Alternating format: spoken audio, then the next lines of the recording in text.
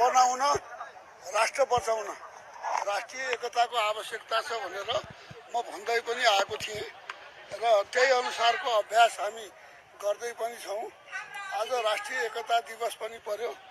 आज यो नेपाल राष्ट्रलाई एकीकरण गरेर हामीलाई नेपाली बन्नलाई चाहिँ एउटा अवसर दिने बडा महाराजा पृथ्वीनारायण शाहको यो चाहिँ जन्म दिवस हामी मनाइरहेका छौँ र यो अत्यन्त खुसी र नेपालीको लागि गौरवको विषय हो। र अब यो राष्ट्रिय एकता दिवसमा हामीले केवल फर्मालिटी पुरा गर्नको लागि मात्रै एकता दिवस मनाउने होइन, हामीले साँच्चै नै हाम्रो राष्ट्रलाई एकताबद्ध गरेर राष्ट्रको निर्माण गर्नु छ। आज अति दलबन्दी भयो, दलकै बिचमा बढ्दाबढ फलानु पार्टीको मान्छे आयो भने अड्डा अफिसमा पनि मेरो हो कि अर्काको हो भनेर हेर्ने यो चाहिँ चलन भयो र निमुखाले न्याय विपन्नले आय पाउन सक्ने स्थिति भएको छैन। त्यसको लागि एकताको आवश्यकता छ।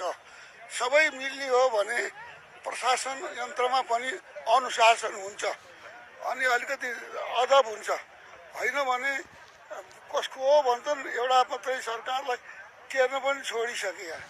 त्यसो भएको हुनाले आज देशलाई एकताको खाँचो छ, त्यो मात्रै होइन राष्ट्रिय एकताको खाँचो छ।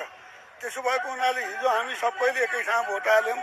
मैले त्योभन्दा अगाडिदेखि यो कुरा भन्दै आएको थिएँ र अहिले आएर यो एकताको कुरो यहाँ आएर एउटा भावनात्मक रूपमा हामी नेपाली कसरी एक भएर राष्ट्रलाई उन्नतिको बाटोमा अगाडि बढाउन सक्छौँ र नेपाल राष्ट्रले भोगिरहेका अबका अहिलेका विकट समस्याहरूलाई कसरी सबै नेपाली मिलेर सामना गर्न सक्छौँ यो कुरातिर हामीले सोच्नुपर्छ।